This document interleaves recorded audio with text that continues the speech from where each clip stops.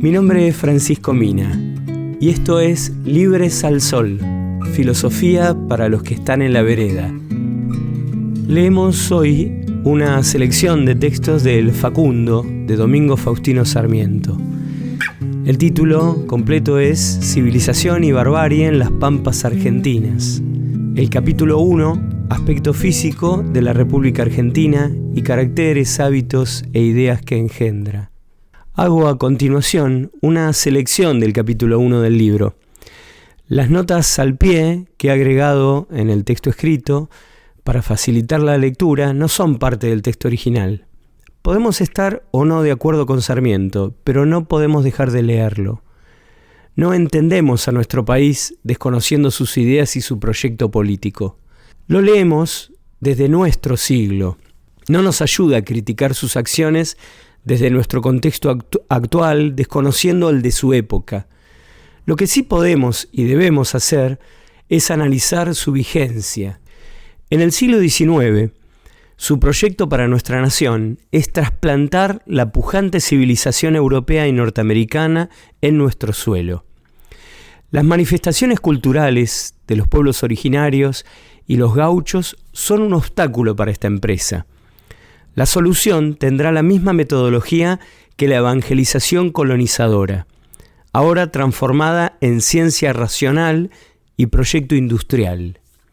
La conversión de los rebeldes salvajes o su exterminio. Escribe Sarmiento en el diario El Progreso en su exilio en Chile. ¿Lograremos exterminar los indios? Por los salvajes de América siento una invencible repugnancia sin poderlo remediar.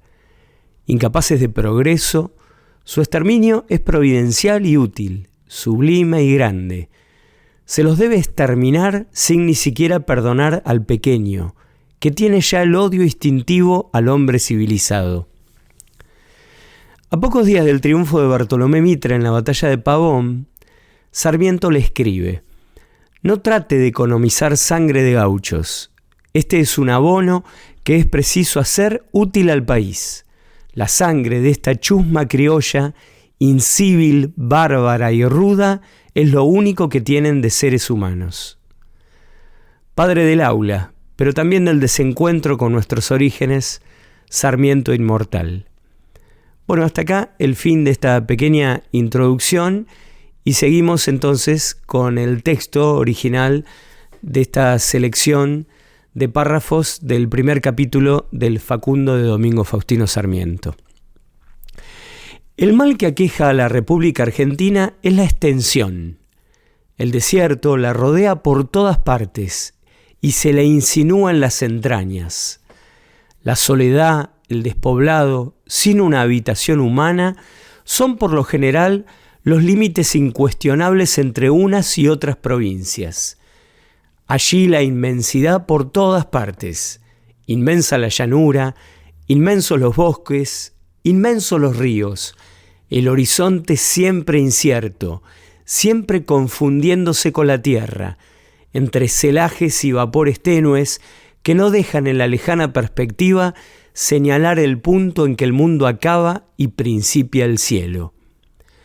Al sur y al norte acechan los salvajes, que aguardan las noches de luna para caer, cual enjambre de hienas sobre los ganados que pasen en los campos y sobre las indefensas poblaciones.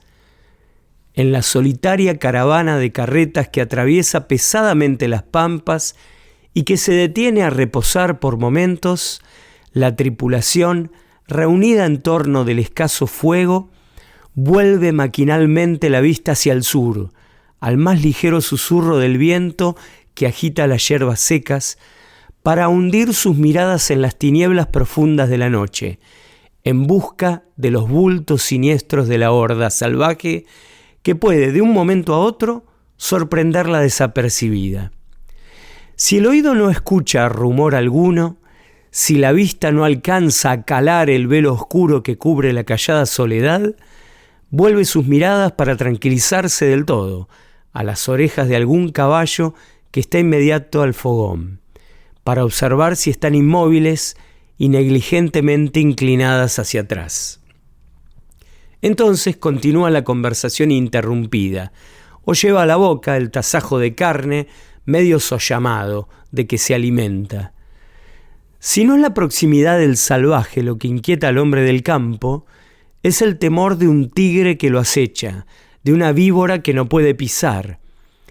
Esta inseguridad de la vida, que es habitual y permanente en las campañas, imprime, a mi parecer, en el carácter argentino, cierta resignación estoica para la muerte violenta, que hace de ella uno de los percances inseparables de la vida, una manera de morir como cualquier otra, y puede quizá explicar en parte la indiferencia con que dan y reciben la muerte sin dejar en los que sobreviven impresiones profundas y duraderas. La parte habitada de este país privilegiado en dones y que encierra todos los climas puede dividirse en 3 fisonomías distintas, que imprimen a la población condiciones diversas según la manera como tiene que entenderse con la naturaleza que la rodea. Al norte, confundiéndose con el Chaco, un espeso bosque cubre con su impenetrable ramaje extensiones que llamaríamos inauditas, si en formas colosales hubiese nada inaudito en toda la extensión de la América.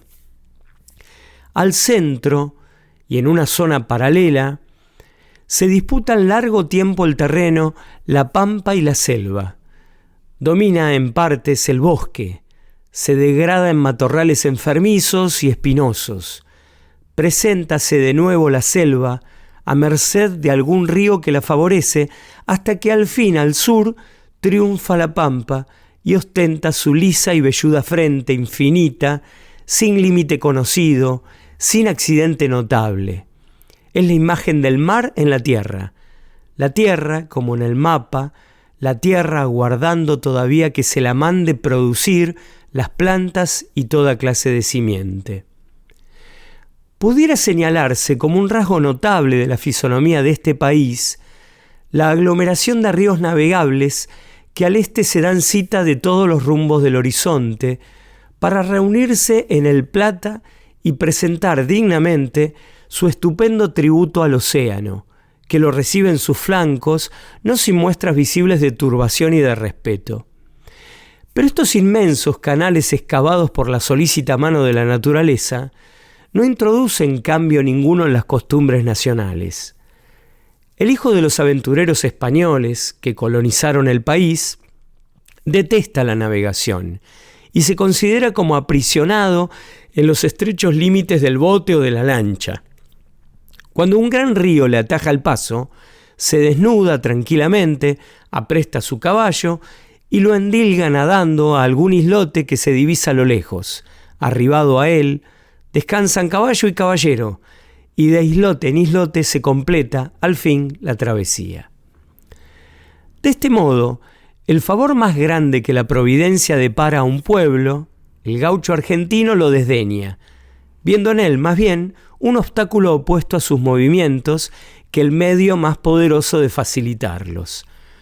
De este modo, la fuente del engrandecimiento de las naciones, lo que hizo la celebridad remotísima del Egipto, lo que engrandeció a la Holanda y es la causa del rápido desenvolvimiento de Norteamérica, la navegación de los ríos o la canalización, es un elemento muerto, inexplotado por el habitante de las márgenes del Bermejo, Pilcomayo, Paraná, Paraguay y Uruguay.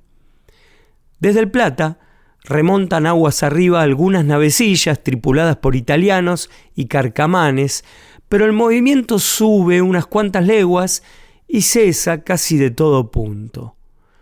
No fue dado a los españoles el instinto de la navegación, que poseen en tan alto grado los sajones del norte.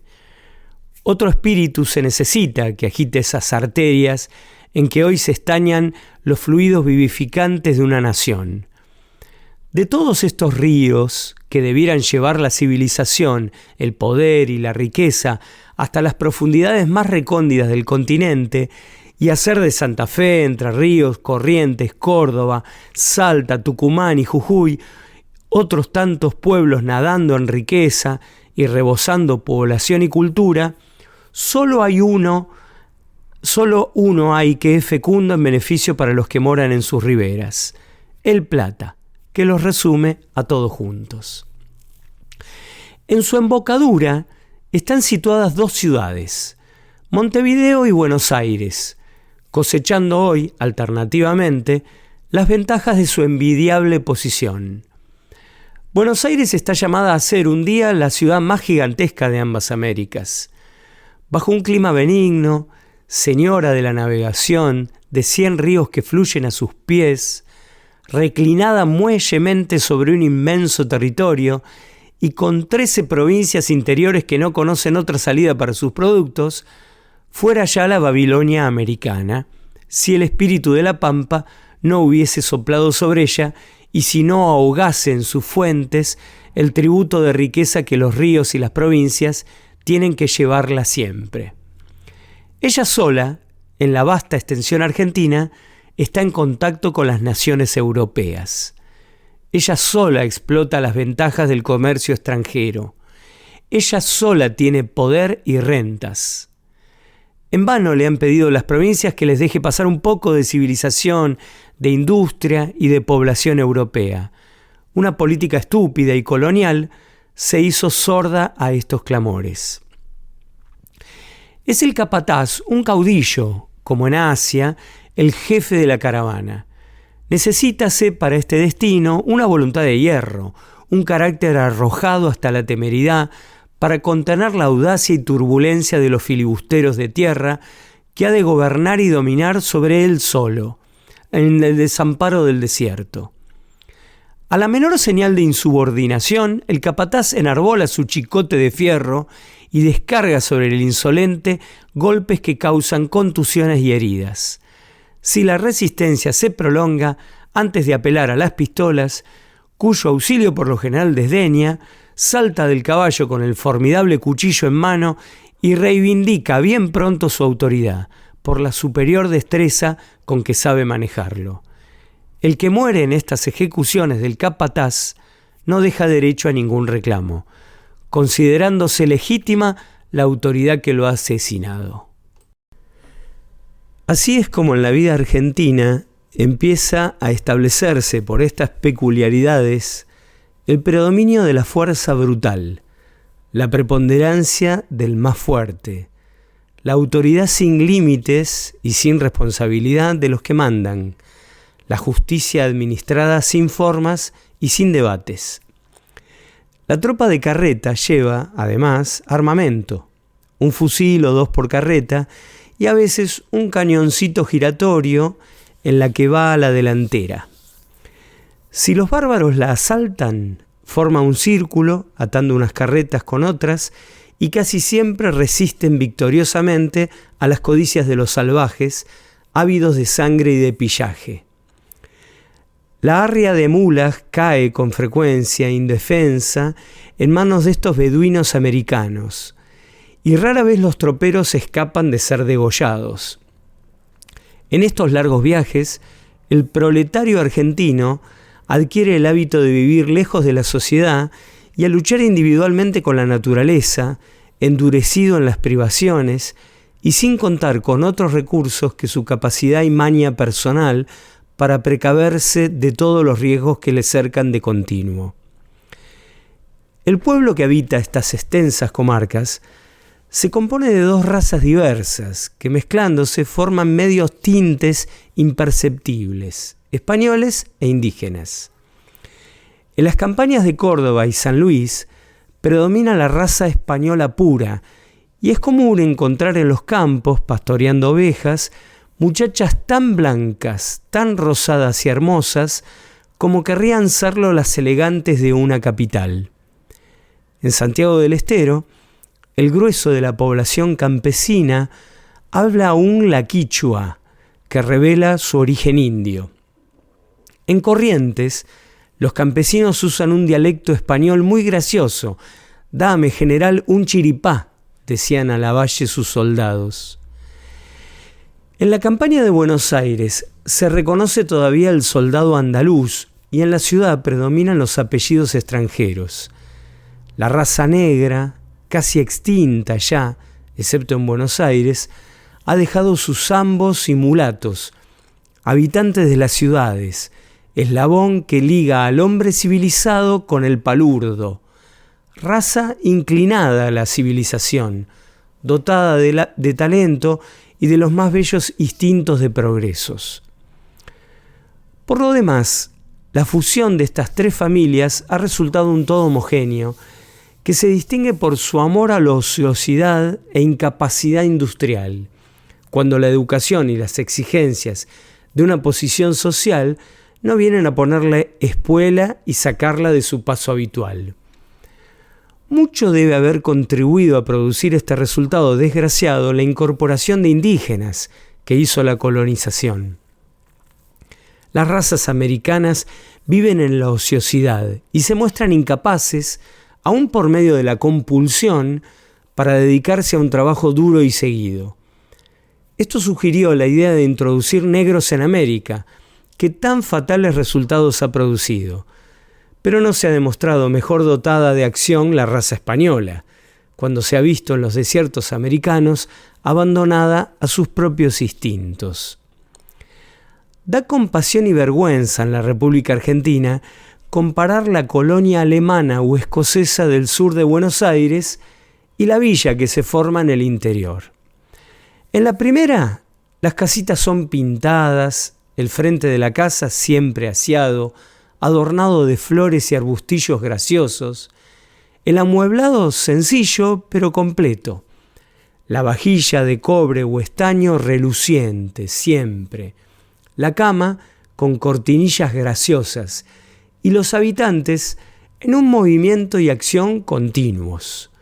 Ordeñando vacas, fabricando mantequilla y quesos, han logrado algunas familias hacer fortunas colosales y retirarse a la ciudad a gozar de las comodidades. La Villa Nacional es el reverso indigno de esta medalla. Niños sucios y cubiertos de harapos viven en una jauría de perros.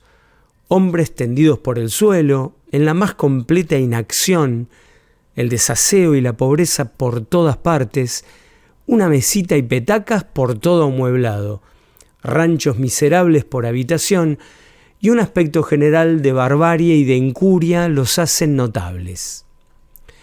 Las ciudades argentinas tienen la fisonomía regular de casi todas las ciudades americanas, sus calles cortadas en ángulos rectos, su población diseminada en una ancha superficie, si se exceptúa a Córdoba, que edificada en corto y limitado recinto, tienen todas las apariencias de una ciudad europea, a que dan mayor realce la multitud de torres y cúpulas de sus numerosos y magníficos templos.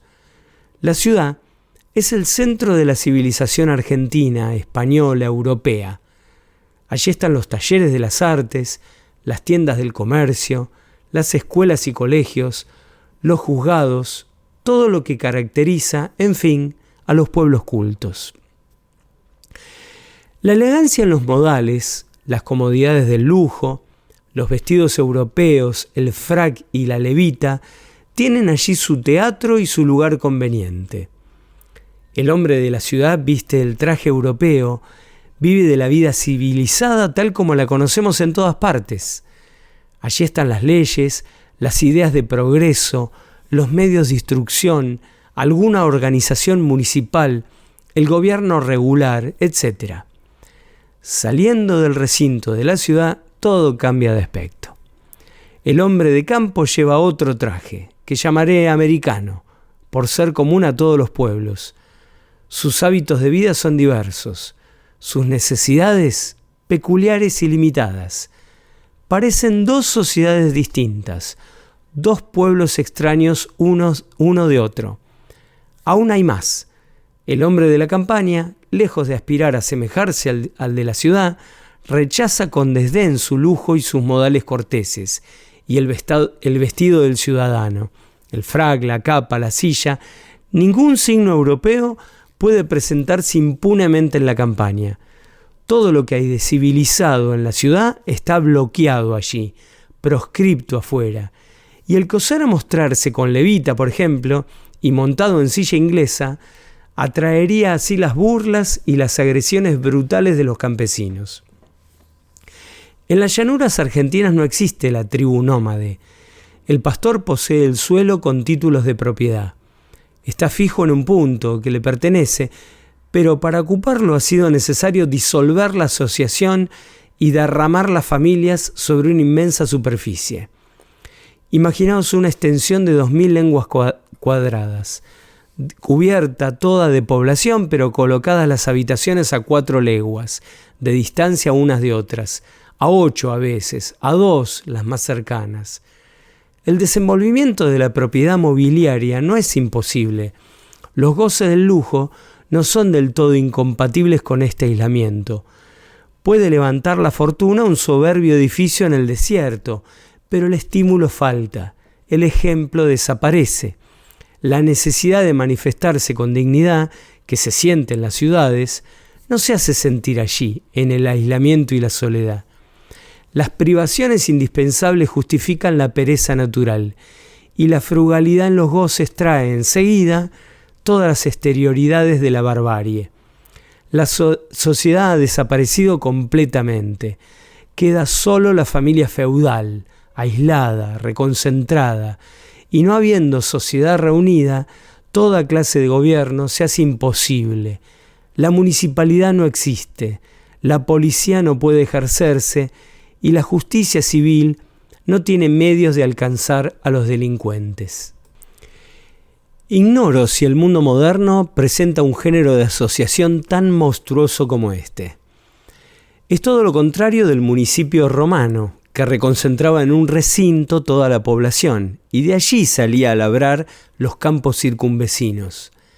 Existía, pues, una organización social fuerte, y sus benéficos resultados se hacen sentir hasta hoy y han preparado la civilización moderna. ¿Dónde colocar la escuela para que asistan a recibir lecciones los niños diseminados a 10 leguas de distancia y en todas direcciones? Así pues, la civilización es del todo irrealizable, la barbarie es normal, y gracias si las costumbres domésticas conservan un corto depósito de moral. He aquí a lo que está reducida la religión en las campañas pastoras, a la religión natural. El cristianismo existe, como el idioma español, en clase de tradición que se perpetúa, pero corrompido, encarnado en supersticiones groseras, sin instrucción, sin culto y sin convicciones. A falta de todos los medios de civilización y de progreso, que no pueden desenvolverse sino a condición de que los hombres estén reunidos en sociedades numerosas, ved la educación del hombre del campo. Las mujeres guardan la casa, preparan la comida, trasquilan las ovejas, ordeñan las vacas, fabrican los quesos y tejen las groseras telas de que se visten. Todas las ocupaciones domésticas, todas las industrias caseras, las ejerce la mujer. Sobre ella pesa casi todo el trabajo. Y gracias si algunos hombres se dedican a cultivar un poco de maíz para el alimento de la familia, pues el pan es inusitado como mantención ordinaria. Los niños ejercitan sus fuerzas y se adiestran por placer en el manejo del lazo y de las bolas, con que molestan y persiguen sin descanso a las terneras y cabras. Cuando son jinetes, y esto sucede luego de aprender a caminar, sirven a caballo en algunos quehaceres. Más tarde, y cuando ya son fuertes, recorren los campos cayendo y levantando, rodando a designio en las vizcacheras, salvando precipicios y adiestrándose en el manejo del caballo. Cuando la pubertad asoma, se consagran a domar potros salvajes, y la muerte es el castigo menor que les aguarda. Si un momento le faltan las fuerzas o el coraje, con la juventud primera viene la completa independencia y la desocupación. Aquí principia la vida pública, diré, del gaucho, pues que su educación está ya terminada. Es preciso ver a estos españoles, por el idioma únicamente y por las confusas religiones que conservan, para saber apreciar los caracteres indómitos y altivos que nacen de esta lucha del hombre aislado con la naturaleza salvaje del racional, del bruto. Es preciso ver estas caras cerradas de barba, estos semblantes graves y serios, como los de árabes asiáticos, para juzgar del compasivo desdén que les inspira la vista del hombre sedentario de las ciudades, que puede haber leído muchos libros, pero que no sabe aterrar un toro bravío y darle muerte, que no sabrá proveerse de caballo a campo abierto, a pie y sin el auxilio de nadie, que nunca ha parado un tigre y recibídolo con el puñal en una mano y el poncho envuelto en la otra para meterle en la boca y mientras le traspasa el corazón y lo deja tendido a sus pies. Este hábito de triunfar de las resistencias, de mostrarse siempre superior a la naturaleza, desafiarla y vencerla, desenvuelve prodigiosamente el sentimiento de la importancia individual y de la superioridad. Los argentinos, de cualquier clase que sean, civilizados o ignorantes, tienen una alta conciencia de su valer como nación. Todos los demás pueblos americanos les echan en cara esta vanidad y se muestran ofendidos de su presunción y arrogancia. Creo que el cargo no es del todo infundado y no me pesa de ello. Ay del pueblo que no tiene fe en sí mismo. Parece no se han hecho las grandes cosas. ¿Cuánto no habrá podido contribuir a la independencia de una parte de la América la arrogancia de estos gauchos argentinos que nada han visto bajo el sol? Mejor que ellos, ni el hombre sabio ni el poderoso. El europeo es, para ellos, el último de todos, porque no resiste a un par de corcovos del caballo.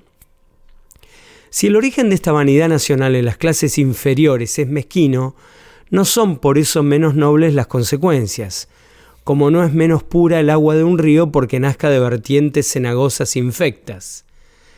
Es implacable el odio que les inspira los hombres cultos, e invencible su disgusto por sus vestidos, usos y maneras. De esta pasta están amasados los soldados argentinos, y es fácil imaginarse lo que hábitos de este género pueden dar en valor y sufrimiento para la guerra. Añádase que desde la infancia están habituados a matar las reses y que este acto de crueldad necesaria lo familiariza con el derramamiento de sangre y endurece su corazón contra los gemidos de las víctimas. La vida del campo, pues, ha desenvuelto en el gaucho las facultades físicas sin ninguna de las de la inteligencia.